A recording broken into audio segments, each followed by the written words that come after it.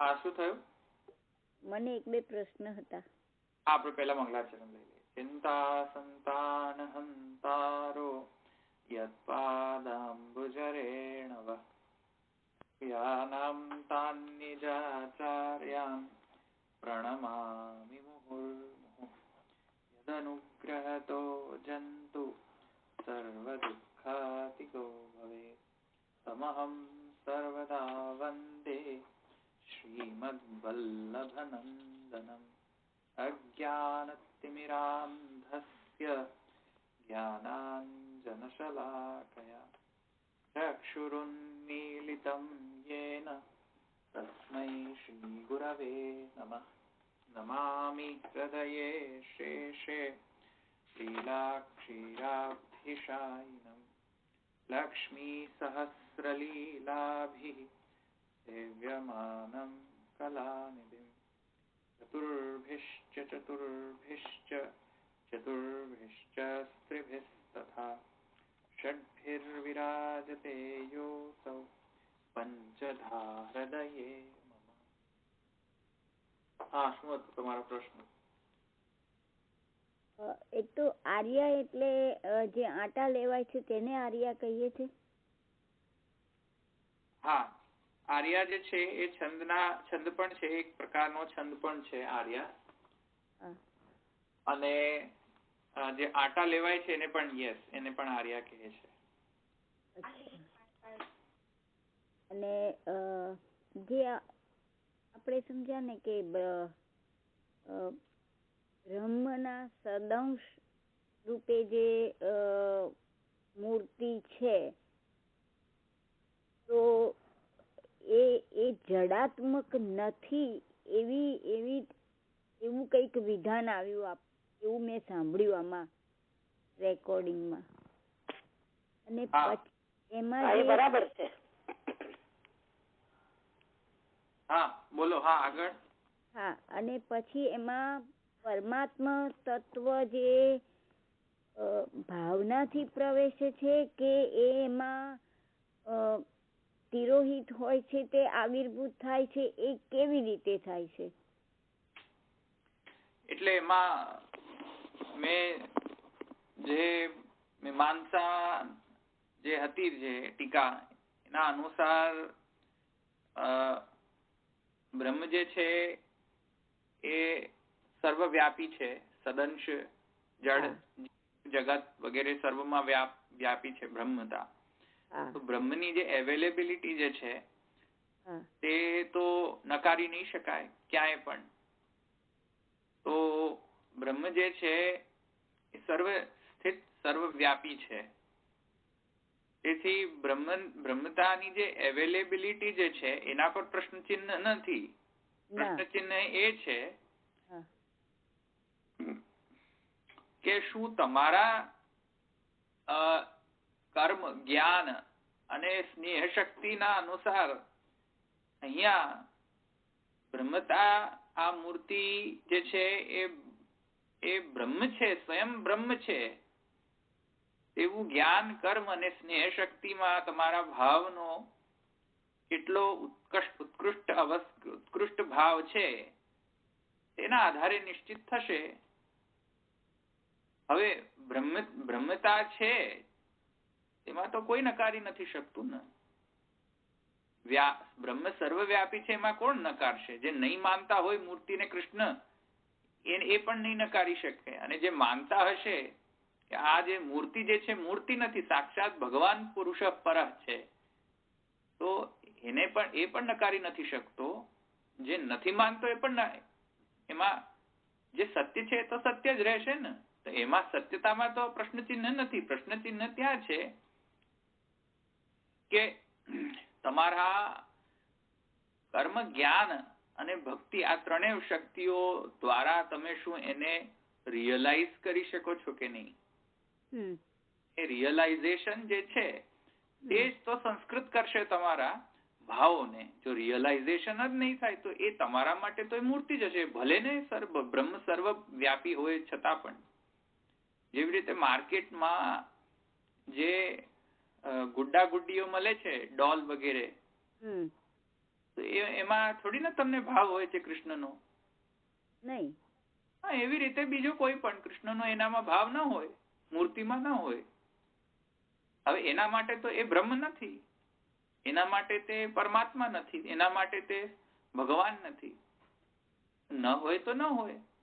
એના માનવાથી થોડી ને બ્રહ્મતા હટી જવાની હતી કે પરમાત્મેન યસ્ય આત્મા શરીરમ યસ્ય પૃથ્વી શરીરમ યમ જે અંદરથી નિયમન કરે છે તસ્ય આત્મા અંતર્યામ્ય અમૃત, એ થોડી ને જુઠલાવી શકશે? જુઠલાવી તો નહીં શકે ને. પછી તો પાર્ટ ઓફ સર્વાત્મા ભાવ જ થયો કહેવાય ને. ભાવ તો ક્યાં થયો ને? ભાવ થોડી માત્ર માન્યું કે આ બ્રહ્મ રૂપ છે એમ. માન્યું નહીં, માન્ય જે માનતા જ નથી આ કારણે થોડી ને બ્રહ્મતા અને પરમાત્મા છૂટી જશે? છૂટે તો નહીં જ ને. નહીં નહીં, જે છૂટશે તે ભગવત્તા છે ને, અને કૃષ્ણ રૂપતા છે, એ છૂટી જશે. તો એ તેથી તો કહ્યું ને મેં કે બ્રહ્મરૂપતા જે છે એ તો તમે ગણશો નહીં, છતાં પણ બ્રહ્મતાને ક્યાં તમે નકારી શકશો? ગણશો નહીં, ચલો નહીં ગણો, તો તેથી કરીને બ્રહ્મતા થોડી ને નકારી શકાશે? હટી થોડી જશે? હટે તો નહીં. એ રીતે બ્રહ્મ સંબંધમાં એવું કહેવામાં આવે છે કે બ્રહ્મ સાથેનો સંબંધ. અરે પણ ત્યાં તો એક દોષ ઉત્પન્ન થશે કે બ્રહ્મ સાથેનો સંબંધ. અરે ભાઈ, જયારે બ્રહ્મ સર્વ જગ્યાએ હોય ત્યારે સંબંધ કરવાની શી જરૂર? એવો પૂર્વ પક્ષ ને. સર્વ વ્યાપક વ્યાપી છે, તેના સાથે સંબંધ શું? એ તો સર્વથા સર્વત્ર એ સંબંધ વિદ્યમાન છે જ. તો પછી બ્રહ્મ સંબંધ શબ્દનો અર્થ શું? એ રિયલાઇઝ કરાવાય એમ. હા, તમને ખ્યાલ આવે છે કે નહીં કે અહીંયા બ્રહ્મ સાથેનો સંબંધ છે કે નહીં? એમાં ત્યાં કોઈ સિદ્ધ નથી થઈ રહ્યું કે બ્રહ્મ સાથેનો સંબંધ સિદ્ધ થઈ ગયો મંત્ર લેવાથી. ભાઈ, સિદ્ધ તો કઈ થતું જ નથી તેના દ્વારા. સિદ્ધ તો ઓલરેડી છે. જેનાથી સિદ્ધ થઈ રહ્યું છે, જે પ્રમાણ છે, તે સમજી રહ્યા છે કે હા, અચ્છા, હવે સમજો. બરાબર. થતો જ નથી ને તેનાથી. બ્રહ્મનો સંબંધ સિદ્ધ થશે તેનાથી? બ્રહ્મનો સંબંધ તેનાથી સિદ્ધ નહીં થઈ શકે. એ તો સિદ્ધ જ છે. સિદ્ધ જ છે, રાઈટ. તેથી બ્રહ્મ સંબંધમાં જેવી રીતે કહે છે કે બ્રહ્મ સાથેનો સંબંધ, એવી રીતે અમે એમ જ અહીંયા કહીએ છીએ કે મૂર્તિ જે છે એ બ્રહ્મ છે. બ્રહ્મ છે એનો મતલબ કે તમે કઈ સિદ્ધ નથી કરી રહ્યા કે અચ્છા હવે બ્રહ્મ આની અંદર ભૂતની જેમ આવિષ્ટ થયો.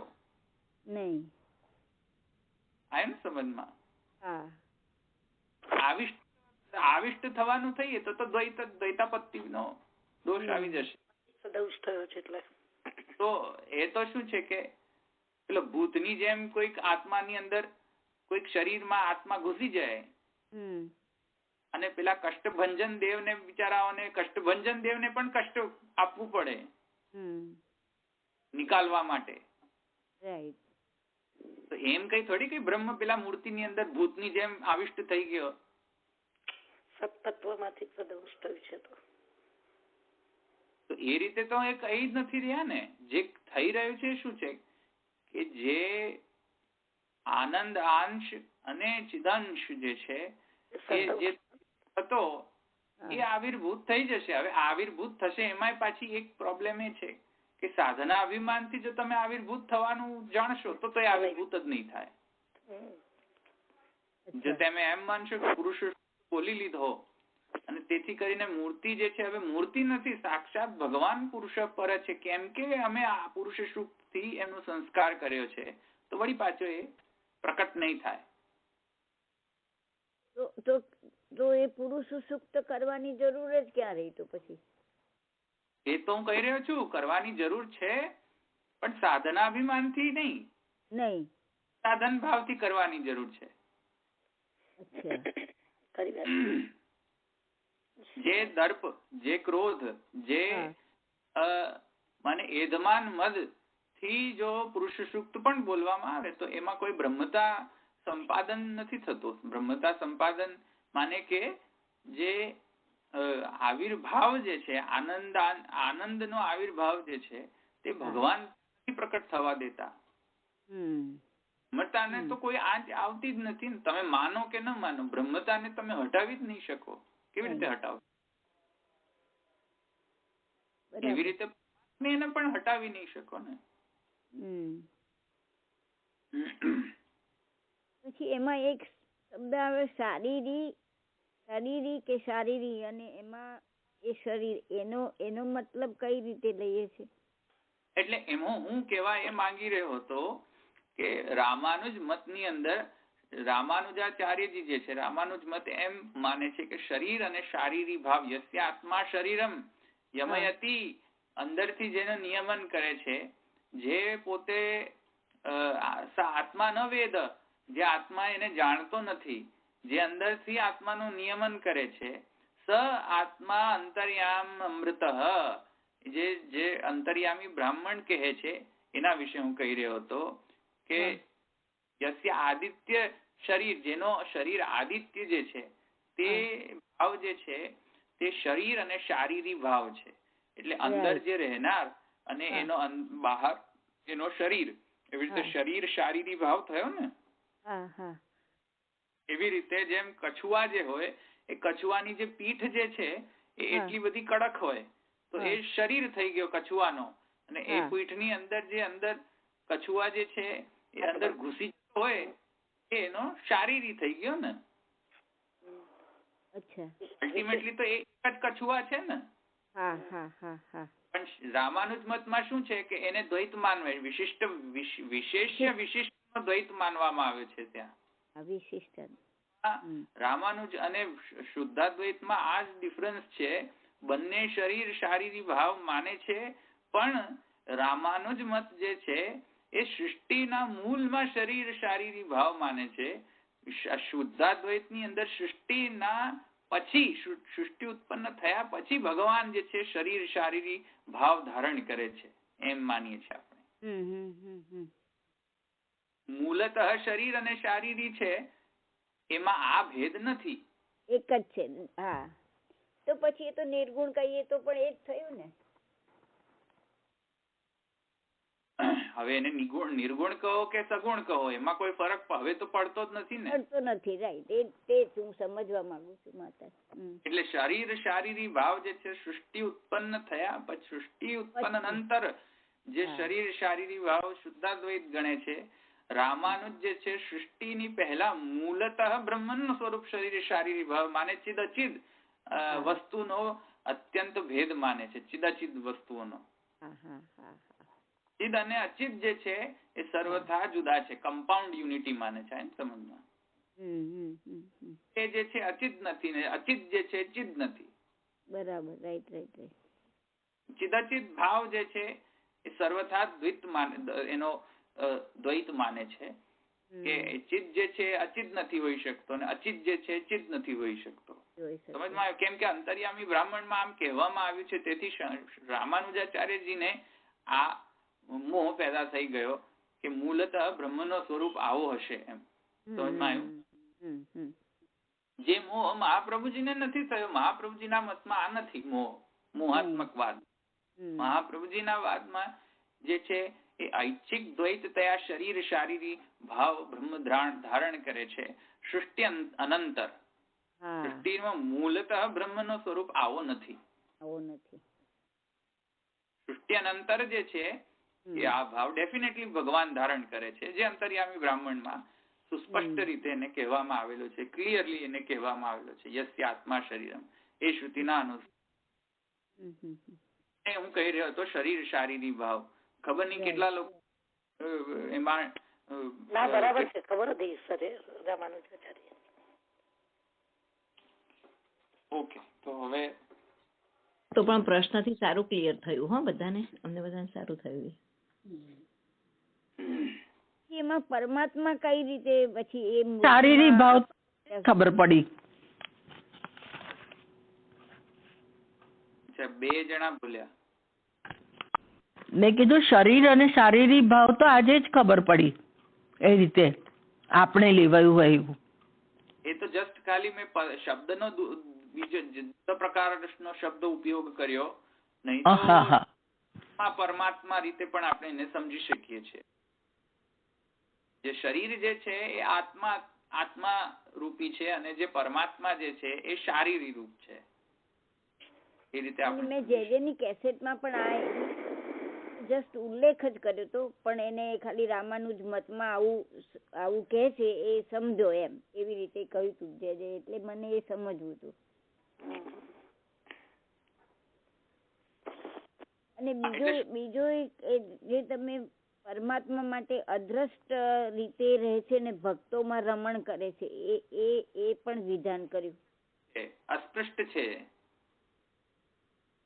અદ્રષ્ટ નથી કહેવામાં આવ્યો, અસ્પૃષ્ટ કહેવામાં આવ્યો.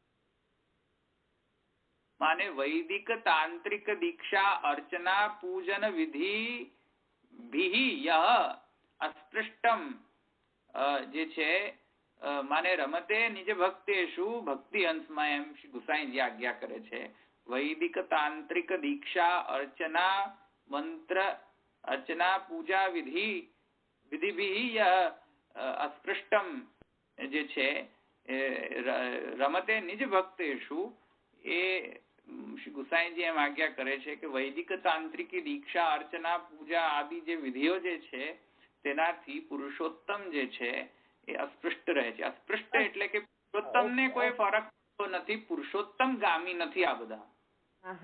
અસ્પૃષ્ટ એ શબ્દ સમજાયો નતો. બરાબર, રાઈટ. અસ્પૃષ્ટ એટલે કે એને સ્પર્શ પણ નથી કરી શકતા આ બધા હવે સમજાઈ ગયું. અચ્છા, એટલે એ મને શબ્દનો ખ્યાલ ના આવ્યો. બરાબર, રાઈટ. રમતે નિજ ભક્તેષુ પુરુષોત્તમ જે છે એ તો નિજ ભક્તોમાં રમણ જ કરવા માટે તે પ્રકટ થાય છે. પુરુષોત્તમ જે છે એ તો અસ્પૃષ્ટ રહે છે આ બધા સાધનોથી, એમ કહેવા માંગી રહ્યો છું. Right, right. એ શબ્દની ખ્યાલ ન રહે ને એટલા માટે. બરાબર. અદ્રષ્ટ નહીં, અસ્પૃષ્ટ.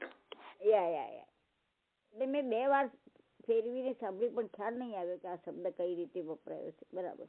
જરા વધારે જયારે એક્સાઇટમેન્ટમાં આવી જાઉં ને ત્યારે એ બધે ગાડી જલ્દી ચાલતી હોય છે એટલા માટે કદાચ. એક તો મને બોલવાનો, હું ટીચર રહ્યો, મેં મારો મેઇન પ્રોફેશન જે હતો પહેલા ટીચર હતો, હું લેક્ચરર હતો કોલેજમાં. શું છે કે મને બોલવાની ઘણી બધી આદત છે. બોલવાનું બંધ કરે તો એક બોલ્યા જ કરું. એટલે બેઝિકલી મારા જીનમાં જે છે.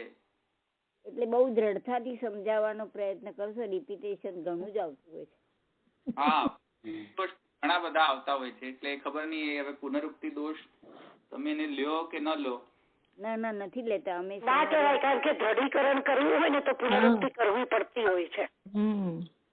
ઇન્ડિયામાં ટીચર એક વાતને ફરી વાર તમે દ્રઢ કરો ને તો જ મગજમાં બેસે. એટલે આ રિપીટેશન કરે છે ને સારું છે, એટલે બરાબર સ્ટાઇલ છે તો સ્ટાઇલ હોય જ ને.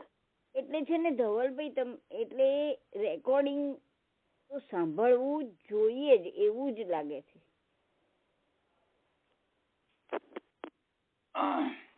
અચ્છા, હવે આપણે આગળ વધીએ તો અહીંયા કોઈ પ્રશ્ન ન હોય તો. ના, હવે મારે તો નથી હો ને ભાઈ. અચ્છા, આત્મતુષ્ટ થયો હું આજે કે જરા થોડા આવા પ્રશ્ન થયા, નહીં તો 2 દિવસથી કોઈ પ્રશ્ન નતો આવતો. કદાચ ખબર નહીં ક્લેશ થઈ ગયો હતો. ખબર નહીં આ કોઈ સમજે છે કે નથી કે એમ જ ઊંઘી ગયા બધા. રેકોર્ડિંગ પછી વધારે સમજ આવી. ત્યારે એ વખતે ઘણી બધી શંકાઓ થયા કરતી હતી, પણ મેં કહ્યું તમારે એ બધા મૂડમાં પછી બધો ભંગ થશે એટલે એ કરીને મેં પૂછ્યું નહીં. અચ્છા, હવે આપણે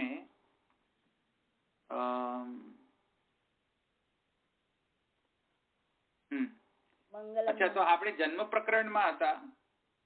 હા, મંગલમ રજભૂમિ મંગલમ, ત્યાં હતા જન્મ પ્રકરણ. તો ગઈ વખતે આપણે જોયું કે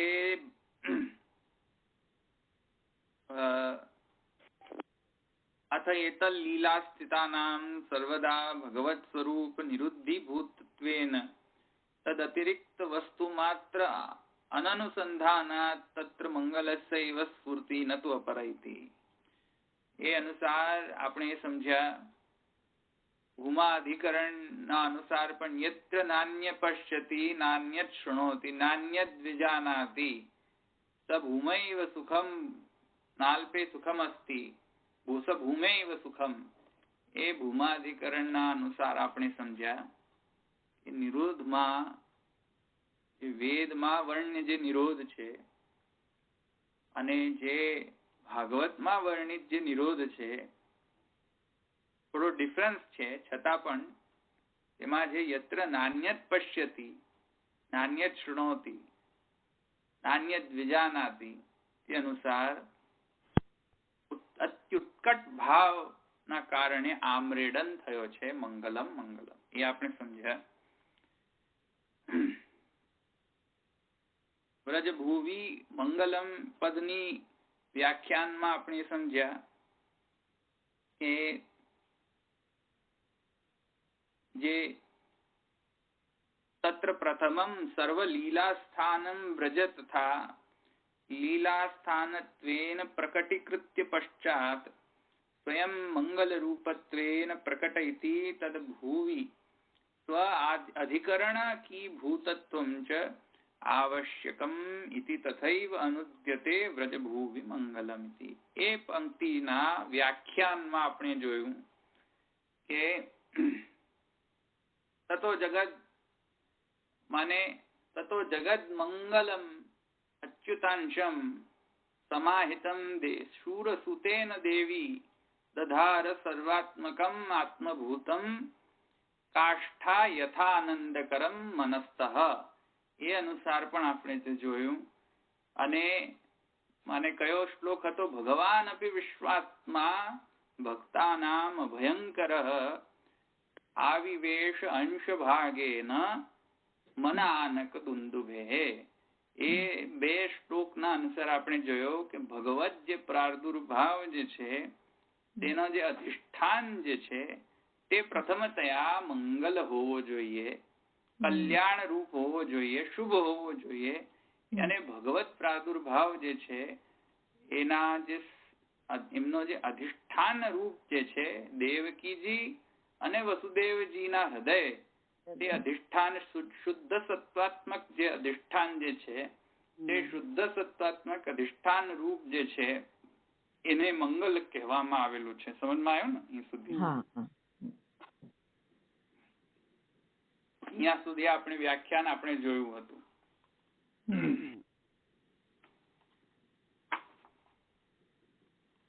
હવે આગળ એના હિસાબે જ કહ્યું ને કે આખું જન્મ પ્રકરણ છે પેલી તેમાં 2:16 થી 2:18 માં જોયું ને આપણે 10:2:16 10:2:18 સુધી. તો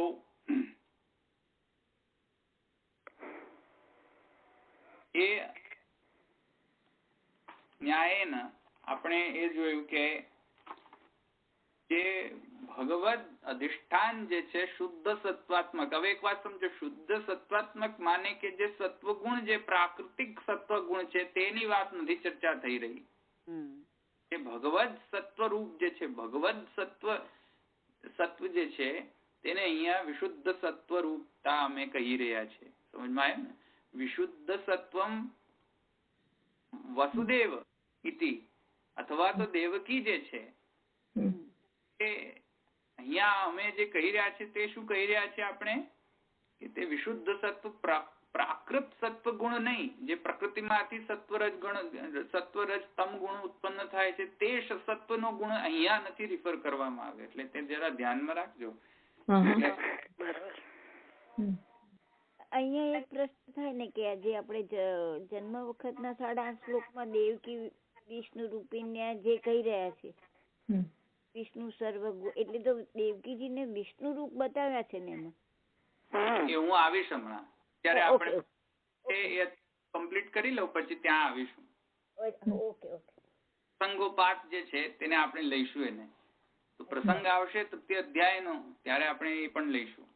તો દ્વિતીય અધ્યાય જે છે તેમાં હું એ જણાવી રહ્યો છું, એના સાથેની જે સંગતિ જે છે આપણે અહીંયા જણાવી રહ્યા, આપણે સમજી રહ્યા છે. અને એ સમજવાનો સિદ્ધાંત એ છે કે જે વિશુદ્ધ સત્વ જે છે ભગવત પ્રાદુર્ભાવ રૂપ નો જે અધિષ્ઠાન જે છે વિશુદ્ધ સત્વ વસુદેવ અને દેવકી,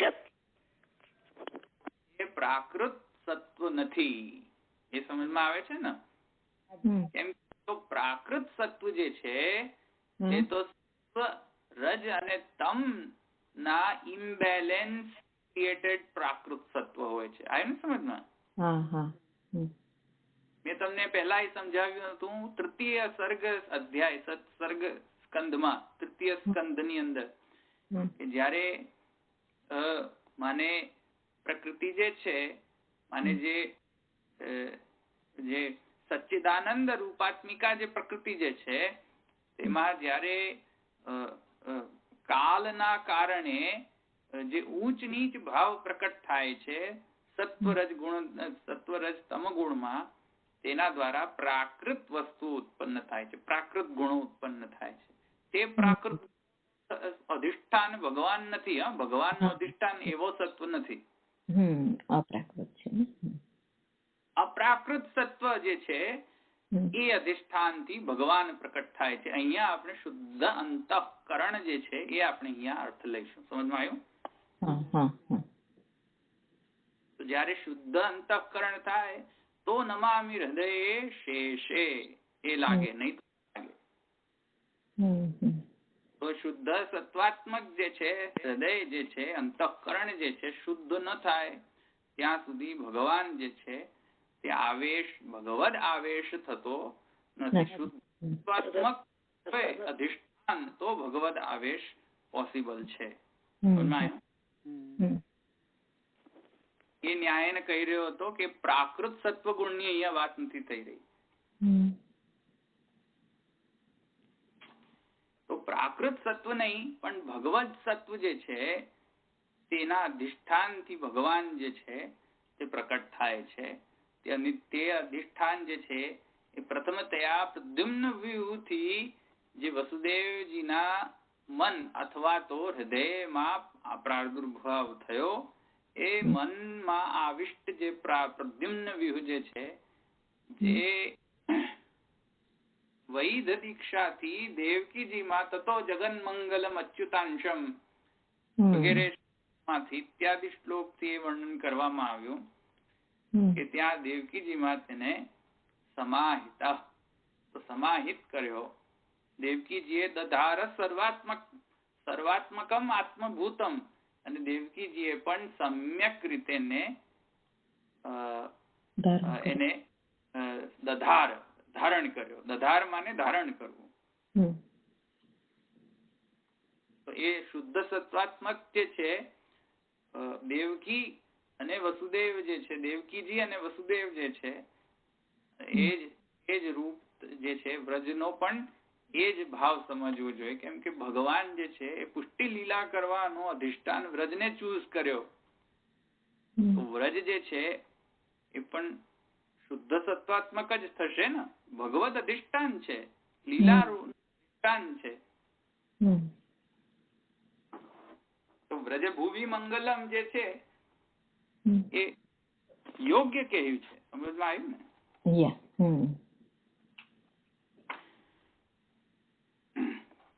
તો તતો જગન મંગલમ અચ્યુતાંશમ સમાહિતમ શૂરસુતેન દેવી ધાર સર્વાત્મકમ આત્મભૂતમ કાષ્ઠા યથાનંદ કર મનસ્તઃ. એ અહીંયા વર્તિકા દ્યુતિ ટિપ્પણીમાં છે કદાચ. એને કારણે આપણે નહીં 18મો શ્લોક છે. 10:2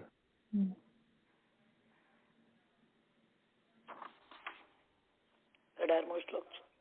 જે કલ્યાણ રૂપતા જે છે તે પણ ત્યાં પ્રકટ કરવામાં આવી છે. તતો જગન મંગલમ અચ્યુતાંશમ. તો જગન મંગલ જે છે ત્યાં ભગવાનની કલ્યાણ રૂપતાનો પણ બોધ થાય છે આપણને. કલ્યાણ રૂપતાનો પણ ભગવાનનો પ્રાકટ્ય છે એ કલ્યાણકારી છે. તે કલ્યાણકારીના અર્થમાં પણ મંગલમ શબ્દ આપણે એનો અર્થ લઈ શકીએ છીએ. તો મંગલ શબ્દનો કલ્યાણ અર્થ અહીંયા સમજવો જોઈએ.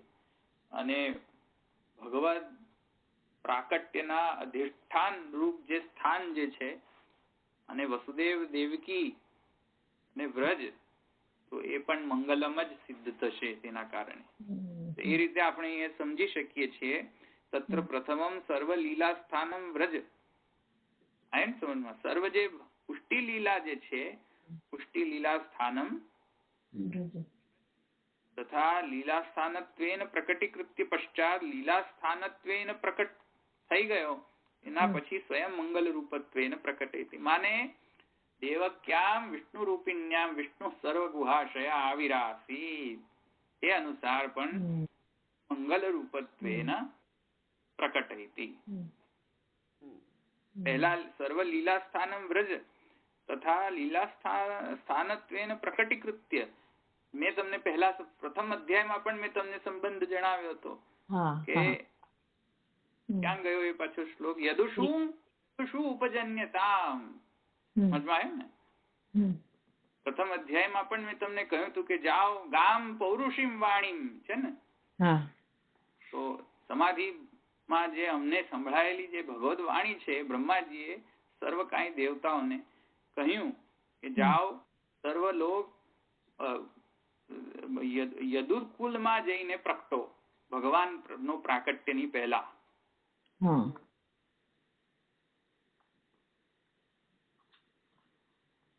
એ પણ મેં તમને સમજાવી દીધું.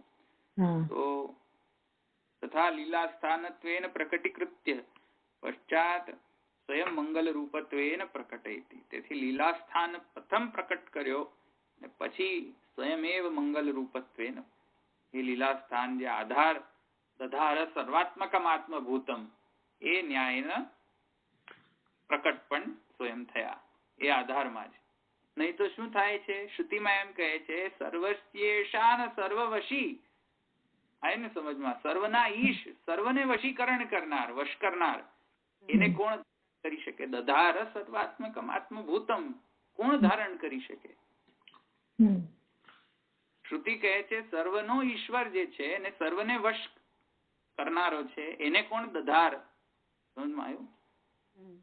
કોણ દધાર કરી શકે? દધાર માને ધારણ કરવું.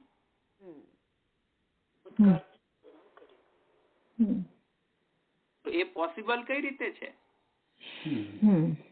તો વિરોધ લાગતી વાત છે ને. દધાર સર્વાત્મકમ આત્મભૂતમ કાષ્ઠાનંદકરમ મનસ્તઃ.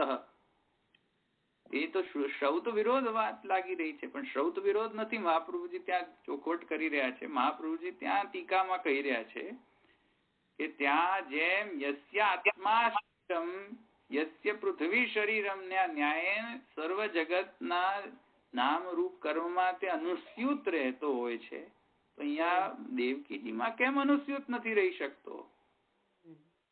એમ સમજમાં? બરાબર. એ મહાપ્રભુજીએ ત્યાં સમજાવ્યું. તેથી કરીને આવો પૂર્વ પક્ષ અહીંયા લાવવો ન જોઈએ કે બ્રહ્મને ધારણ કરનારો કોઈ હોઈ જ ન શકે. તેથી કરીને તમે એમ કેમ કહો છો કે પોતાનો અધિકરણી ભૂતત્વમ ચ આવશ્યકમ ઇતિ. તો કેમ અધિકરણ પ્રકટ કરવાની શી જરૂર? સમજમાં આવે ને? એ પૂર્વ પક્ષ અહીંયા નિરસ્ત થાય છે.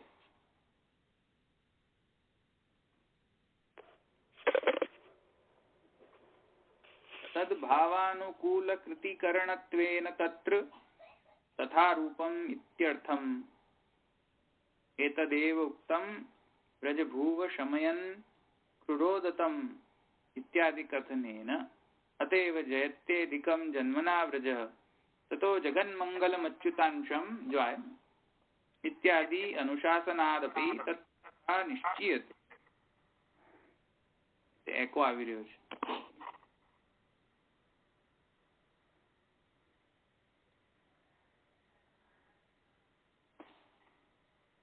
इत्यादि अनुशासनादपि तत्र तथा निश्चीयते यत्र तथात्वेन स्वयं प्रकटः तत्र तथात्वं वर्तते एव इति परामर्शनीयं.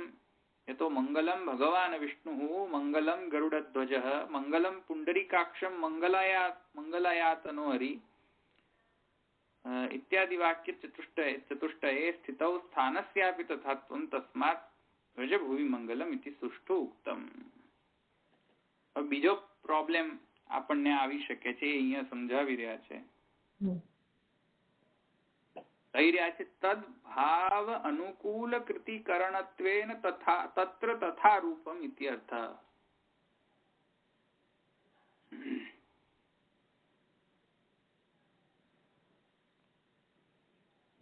એટલે ભગવદ જે સ્થાન જે છે, ભગવત પ્રાકટ્ય સ્થાન છે, તેની કમ્પેરિઝનમાં ભગવાન સ્વયં જે છે તો ઘણા મંગલ હોય તો એના સાથે સ્થાનની તુલ્યતા હોય જ કેવી રીતે શકે?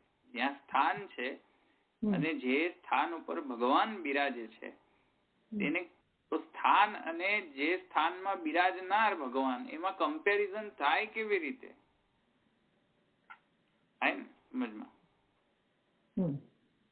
એ પૂર્વ પક્ષ ને આન્સર કરતા કહે છે તદ્ભાવાનું, એટલે વ્રજભૂમિ માટે પૂર્વ પક્ષ કરીશ કે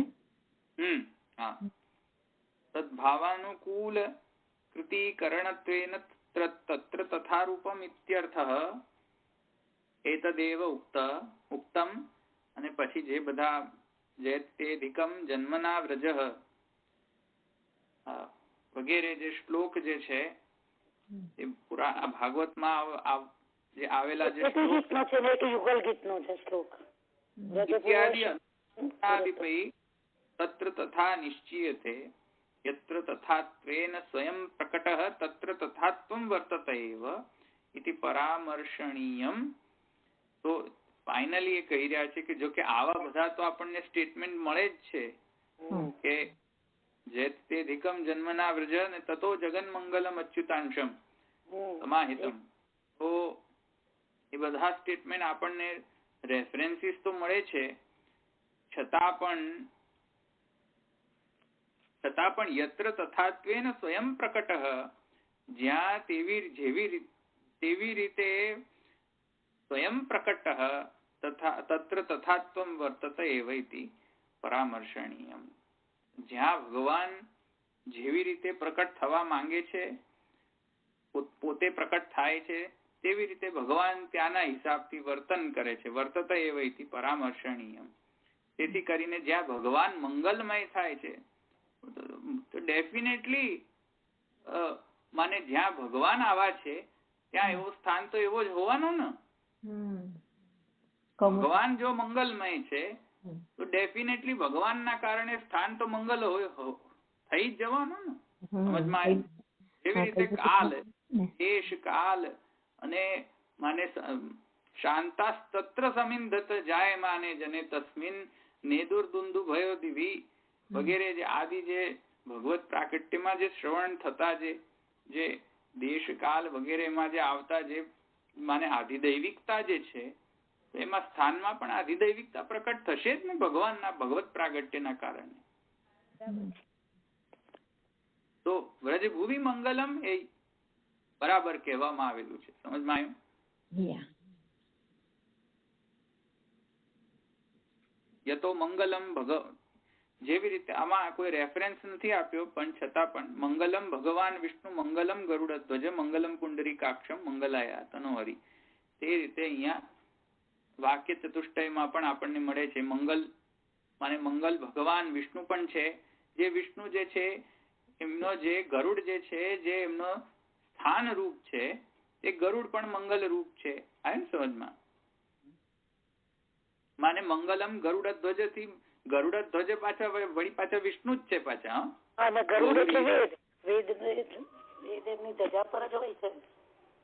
તો જે ગરુડ જે છે ગરુડધ્વજ, તો ગરુડધ્વજ એટલે વળી પાછા વિષ્ણુ જ. પણ એમનો રથ ગરુડ ધ્વજ રથ જ કહેવાય એમનો ધ્વજ. પણ વિષ્ણુ નું બીજું નામ ગરુડધ્વજ છે, છતાં પણ ગરુડધ્વજ કહેવાનો આશય કે જે સ્થાનમાં પણ જે આપ જે છે જે બિરાજે છે એ પણ પવિત્ર કરનાર છો, કલ્યાણ કરનાર છો. સમજમાં આવ્યું? આપ જ્યાં પ્રગટ થાવ ત્યાં તો આપ સ્થાનને પણ એવું જ કરો ને, મંગલ થઈ જાય. મંગલમ પુંડરીકાક્ષમ. તો એ રીતે મંગલ ચતુષ્ટય થી પણ આપણને સમજમાં આવે છે સ્થિતો સ્થાનસ્યાપી તથાત્વમ તસ્માત. ભગવાનના કારણે સ્થાન પણ ગમે તે સ્થાનમાં આપ પ્રકટ થાવ એ સ્થાન મંગલમય જ થઈ જશે ને. તેથી સ્વગૃહે જે છે વસુદેવ ગૃહે અને નંદ ગૃહે અને સ્વગૃહે મંગલમયસ્યાપી. તો મંગલ તો પોતાના ઘરમાં ઠાકોરજી બિરાજતા હોય તો તતો જગન મંગલમ અચ્યુતાંશમ આપણામાં સમજી લેવું, બીજું શું કરવું. આપણે તો ગર્ભવતી તો થઈ નહીં શકતા, છતાંય આપણે એમ સમજી લેવું કે ચાલો ભગવાન અમારામાંથી તો પ્રકટ થયા, તતો જગન મંગલમ અચ્યુતાંશમ સમાહિત. બરાબર. ઇત્યાદિ વાક્ય ચતુષ્ટયે સ્થિતૌ સ્થાનસ્યાપી તથા ત્વં તસ્માત વ્રજ ભુવિ મંગલમ ઇતિ સુષ્ઠુ ઉક્તમ. તેથી આ બરાબર જ વાત કહેલી છે. સમજમાં? હવે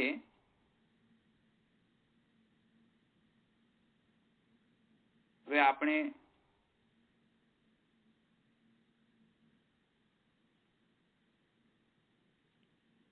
તૃતીય અધ્યાયમાં પણ આપણે જોઈ શકીએ છીએ. મેં તમને જરા થોડો તો આઈડિયા આપી દીધો તમને. તૃતીય અધ્યાયમાં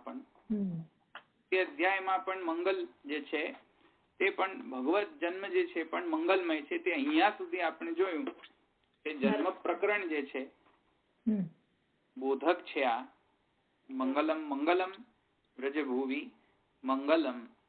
તો ત્યાં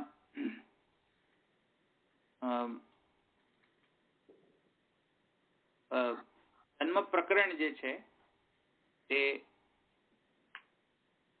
તેની સંગતિ, તેના સાથેની સંગતિ જે છે આપણે જોઈ શકીએ છીએ. જન્મ પ્રકરણમાં એ બીજું પણ તૃતીય અધ્યાયમાં પણ આપણને એના રેફરન્સીસ જોવા મળે છે. રેફરન્સીસમાં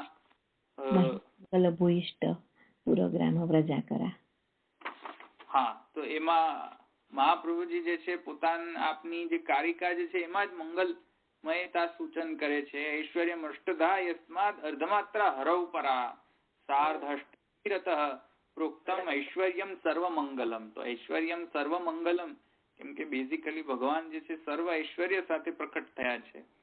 તબ અદ્ભુતમ બાલકમ અંબુજેક્ષણમ ચતુર્ભુજમ શંખ ગદાદ્યુધાયુધમ. તે ન્યાયને આપણે અહીંયા સમજી શકીએ છીએ કે ઐશ્વર્યમ સર્વમંગલમ, ભગવાન જે છે સર્વ ઐશ્વર્ય યુક્ત પ્રકટ થયા છે. તેથી સર્વ મંગલકારી ભગવાન જે છે અહીંયા પ્રકટ થયા છે. અધિકારીણી કાલે વહી અનંતા ભગવત ગુણા, એના અનુસાર પણ આપણે અહીંયા સમજી શકીએ છીએ કે ઐશ્વર્યમ સર્વમંગલમ.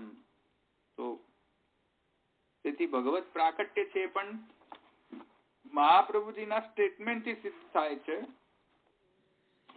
કે ઐશ્વર્યમ અષ્ટધા યસ્માદ અર્ધમાત્રા હરવ પરા. તો 8 પ્રકારનું ઐશ્વર્ય. તેથી કરીને ત્યાં મહાપ્રભુજી એમ કહે છે કે અષ્ટધા ઐશ્વર્યમ અષ્ટધા કઈ પ્રકારેણ, તો અથ સર્વ ગુણોપેતથી લઈને યથા પ્રાચ્યાન દિશિન્દુર્ય પુષ્કલ, એ ત્યાં સુધી 8.5 શ્લોક છે. ત્યાં તો 8.5 નંબર આવ્યો. 8 ક્યાં આવ્યો? ત્યાં મહાપ્રભુજી એમ કહે છે કે નહીં, અહીંયા 8.5 શ્લોક યોગ્ય જ છે, કેમ કે બાકી રહેલી જે અર્ધ જે શ્લોક છે એ અર્ધમાત્રા બરાબર છે. સમજમાં આવ્યું? તેથી પ્રથમ જે 8 શ્લોક છે અથ સર્વ ગુણોપેથી લઈને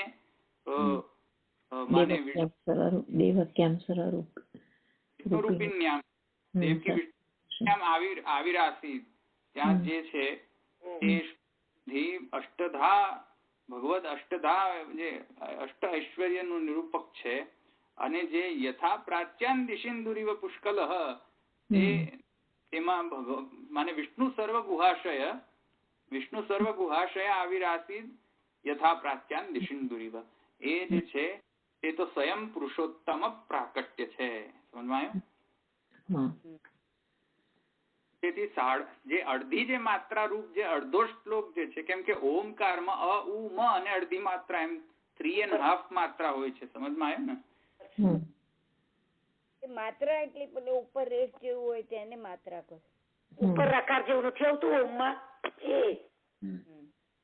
હા, એ નહીં કહી. અ પ્લસ ઉ પ્લસ મ અને ઉપર પછી પેલું બિંદી જેવું આવે છે ને, અર્ધચંદ્ર બિંદી આવે છે, એને અર્ધમાત્રા કહેવાય. એટલે વેદમાં એમ જણાવ્યું છે કે અ ઉ મ પ્રદ્યુમ્ન અનિરુદ્ધ વાસુદેવ સંકર્ષણ અને જે અડધી જે માત્રા રહી એ જે સ્વયં જે છે પુરુષોત્તમ છે એમ કહેવામાં આવેલું છે. એમ સમજમાં ગાયત્રી ભાષ્યમાં કહ્યું છે એવું છે.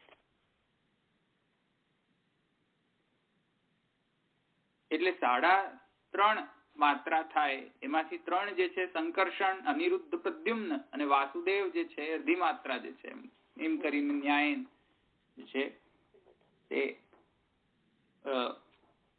ભગવત પરક છે. જે મેં તમને કહ્યું હતું આપણે ભાષ્યમાં આપણે જોયું હતું જ્યોતિષ ચરણાધિકરણ જે છે આપણે હતું કે જ્યોતિ જે છે યથા પરો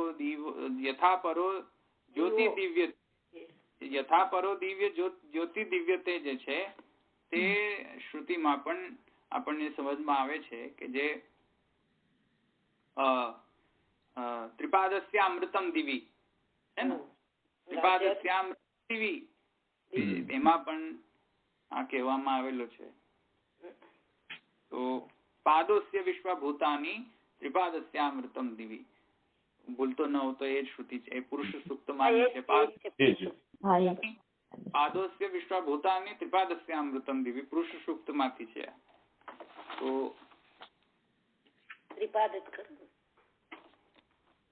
એ ન્યાય આપણે અહીંયા એ પણ સમજી શકીએ છીએ કે ઐશ્વર્યમ અષ્ટધા યસ્માદ અર્ધમાત્રા હરવ પરા સાર્ધષ્ટ ભીરતઃ પ્રોક્ત ઐશ્વર્યમ સર્વમંગલમ સાર્ધ અષ્ટભી છે ને, 8.5 શ્લોક થી આ કહેવામાં આવેલું છે. એમાંથી જે અડધો જે શ્લોક રહ્યો તે અર્ધમાત્રાત્મક છે. અને ત્યાં એમ પણ એમ ટીકાકારોનો મત છે કે ત્યાં કહ્યું પેલું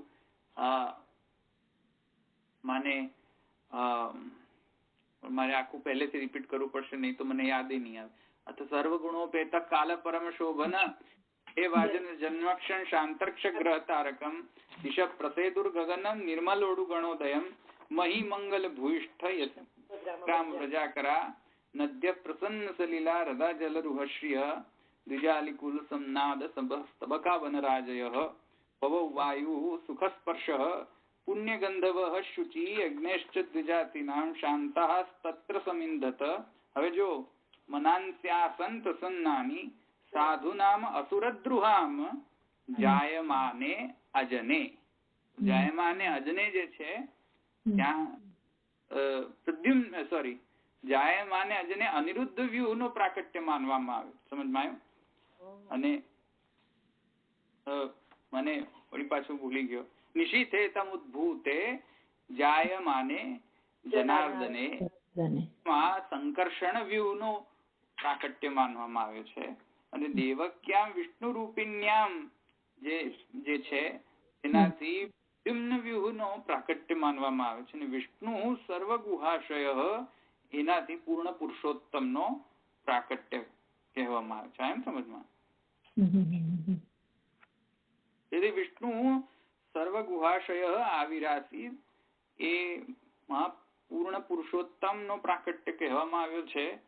તેથી કરીને પણ સાર્ધષ્ટ ભી સિદ્ધ થાય છે અર્ધમાત્રાત્મક.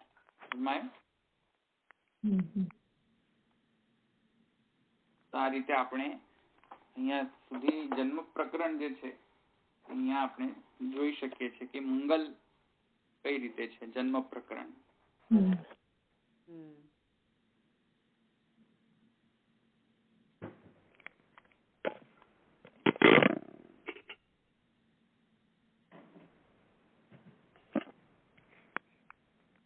હવે અતઃ પરમ યત એતत् પ્રાર્થના કરણત્વેન એતत् ગૃહઃ તથા અનુભવ સ્યાત તથા સ્વરૂપ પ્રાકટ્યમ તતઃ તદ્ભાગ્ય અભિનંદકત્વેન તન્નામ કીર્તનસ્યાપि તથાત્વં પ્રતિપાદ્યતે. મંગલમ ઇહ ઇત્યાદિના મંગલમ ઇહ શ્રી નંદ યશોદા નામ સુકીર્તનમ ઇતિ.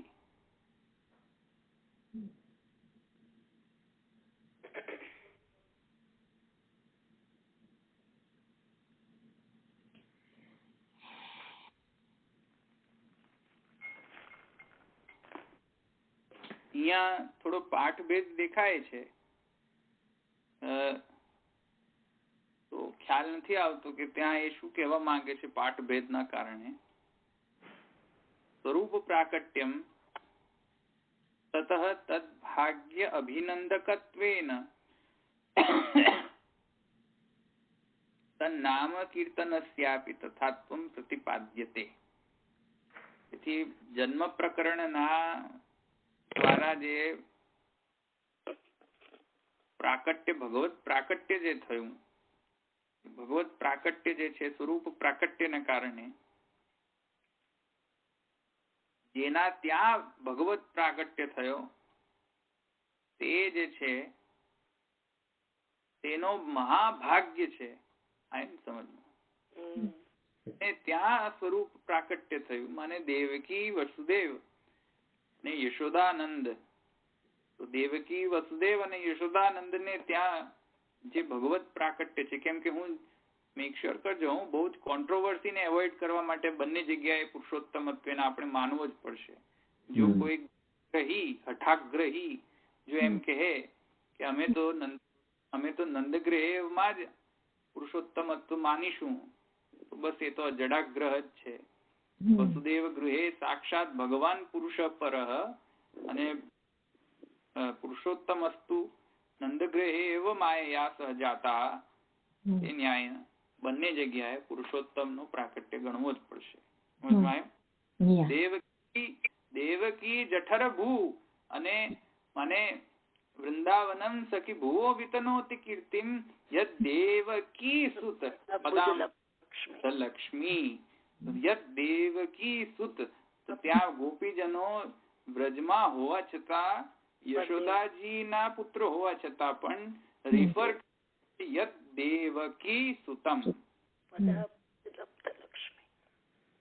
તો ગોપિકા જે છે એમને તો ખ્યાલ પણ નહોતો તે વખતે કે આ દેવકી સુત છે. કોઈને ખ્યાલ નહોતો કે આ દેવકી સુત છે, એક્સેપ્ટ ગર્ગ અને વસુદેવજી.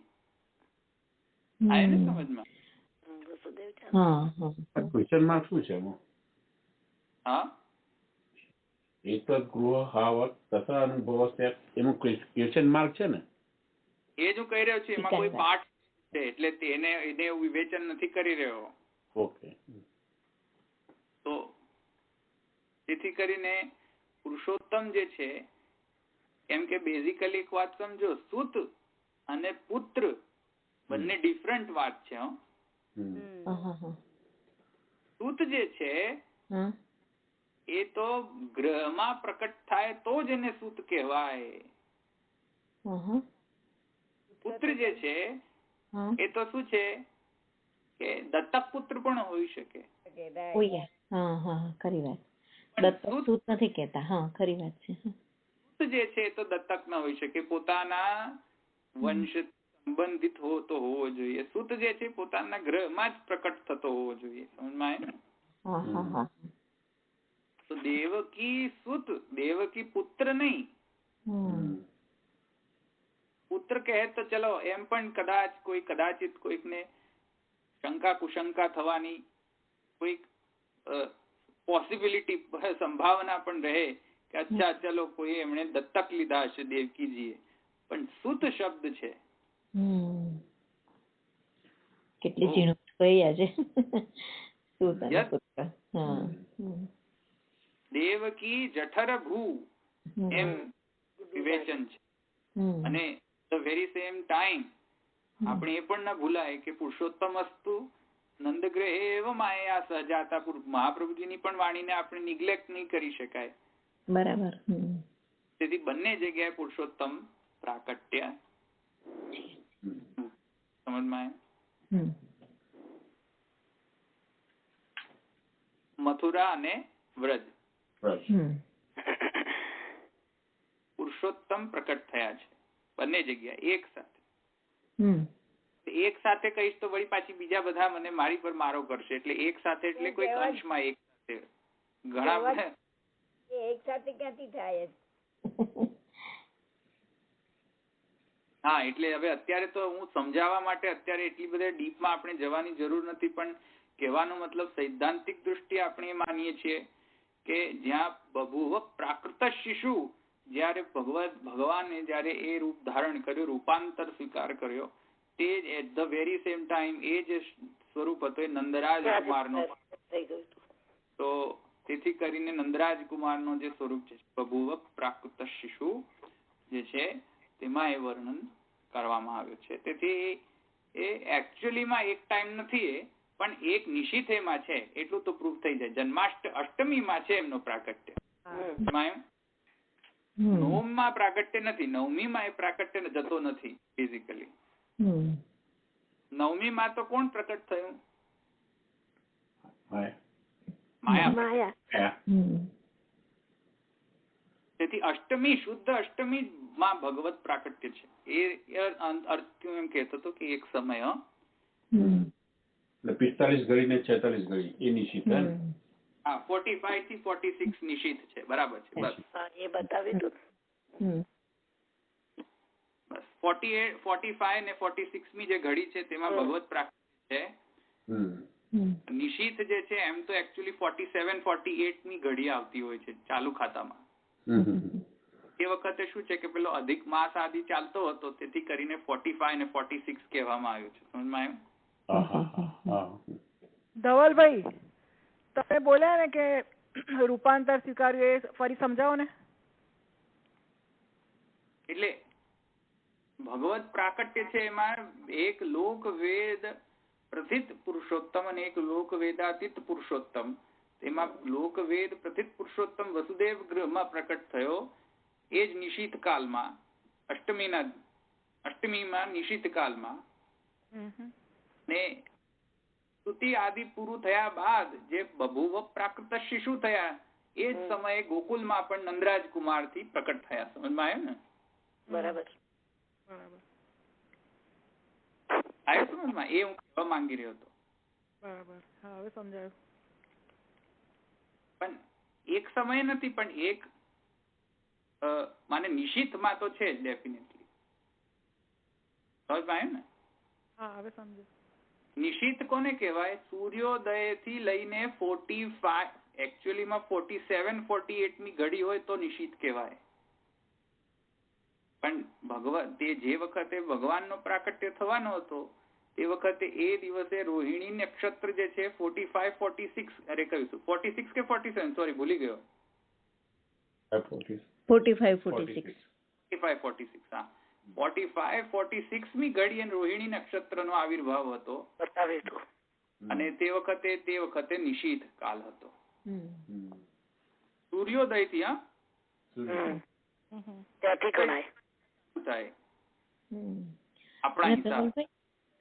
અને ધવલભાઈ મારે પેલું સમજવું હતું, તમે કહો ને જાયમાને જેને તસ્મીન એમ કે પ્રદ્યુમ્ન વ્યૂ છે એ બધું લખ્યું તો ખરું, પણ પછી સમજવાનું બાકી હતું. એટલે સમજણ નથી આવતી કે કઈ રીતે એને લેવાય. કે એક વાત સમજો, જાય માને અજને તસ્મિન નેદુ દુંદુ ભયો દિવી જે છે એમાં અનિરુદ્ધ જે છે એ ધર્મ રક્ષાર્થ વ્યૂ છે. અનિરુદ્ધ જે છે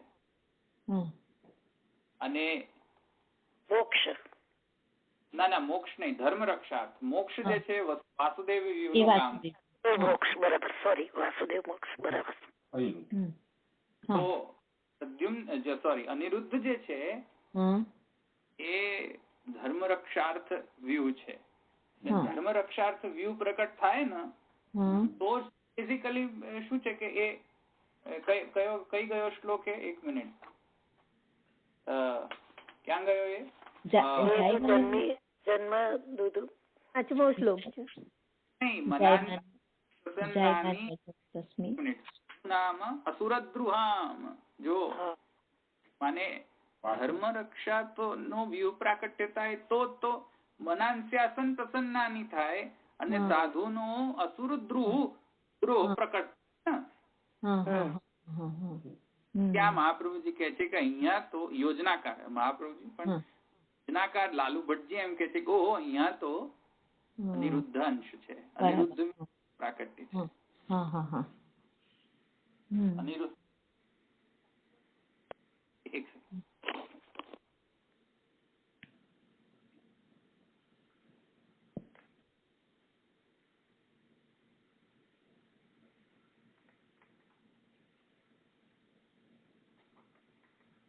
ચાલુ છે ને ફોન કે કટ થઈ ગયો? ના ચાલુ છે પણ કઈ ગયા હશે. હા તો વાંધો નહીં. ના તો ના ચાલુ છે. મન પ્રસન્ન એક સેકન્ડ.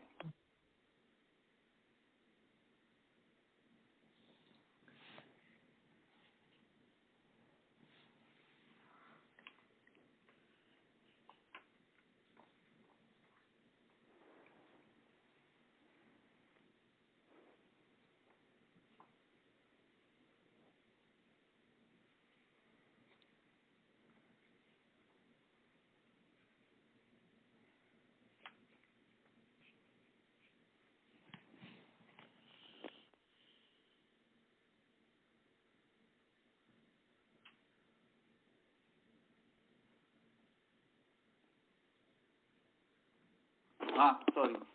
તો ક્યાં હતો? હા એ જાય મનસ્યાસન પ્રસન્નાની સાધુ નામ સુરદ્રુહમ એ સમજાવતા હતા તમે કે સાધુ પ્રસન્ન થયા એટલે એમ કે ધર્મની રક્ષા થઈ ને. મનસ્યાસન પ્રસન્નાની સાધુ નામ અસુરદ્રુહામ આયમાને અજને. તો તેથી કરીને અહીંયા અનિરુદ્ધ અંશ તો સમજમાં આવે છે ને હવે.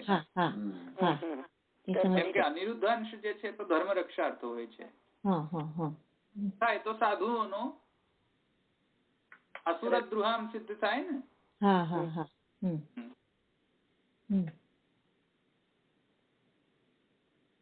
સાધુઓ જેઓ અસુરોનો દ્રોહ કરનારાઓ છે એ દ્રોહ સિદ્ધ ક્યારે થશે? જયારે અનિરુદ્ધાંશ પ્રકટ થશે ને ત્યારે. અને નિશીથે તમ ઉદ્ભૂતે જાયમાને જનાર્દને જનાનામ અર્દયતિ ઇતિ જનાર્દન. એ વ્યુત્પત્તિના અનુસાર છે. અર્દન કરે, અર્દન માને પ્રલય કરતા. સંકર્ષણ જે છે એ પ્રલય કરે છે માયા અવિદ્યાનો. તો જનાર્દન ની વ્યુત્પત્તિ તો એવી છે જનામ અવિદ્યામ અર્દયતિ ઇતિ જનાર્દને. એનો સંકર્ષણ વ્યૂહ સિદ્ધ થાય છે કેમ કે સંકર્ષણ જે છે એ પ્રલય કરતા છે, રુદ્ર છે. બરાબર. દેવક્યામ વિષ્ણુ રૂપિણ્યામ એ હિસાબથી પ્રદ્યુમંશ થાય જે છે.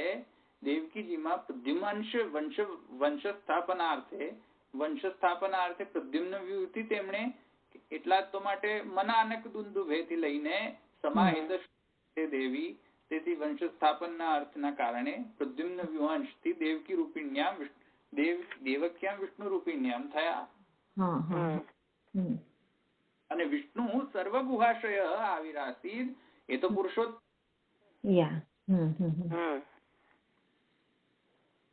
યથા પ્રાચ્યાન દિશિન્દુરિવ પુષ્કલઃ. સમજમાં આવી ગયું? ગયા વર્ષ નતું સમજાતું. હા ધવલભાઈ આજે સમજાઈ ગયું. ત્યારનો પ્રશ્ન હતો મારો.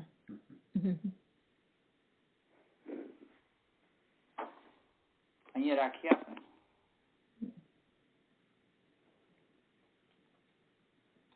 દ્રઢૈન ચરણ કેરો ભરોસો, દ્રઢૈન ચરણ કેરો, શ્રી વલ્લભ નખ ચંદ્ર છટા બિન, સબ જગમાં જય અંધેરો ભરોસો, દ્રઢૈન ચરણ કેરો,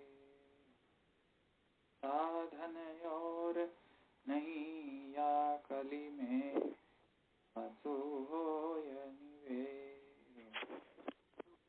कहा कहे द्विविधांधरो, बिना मोल को चेरो भरोસો, દ્રઢૈન ચરણ કે श्री वल्लभाधीश की जय, श्री गोसाई जी परम दयाल की जय, श्याम सुंदर श्याम ने महारानी की जय, श्री द्वारिकाधीश सर्व जय श्री कृष्ण।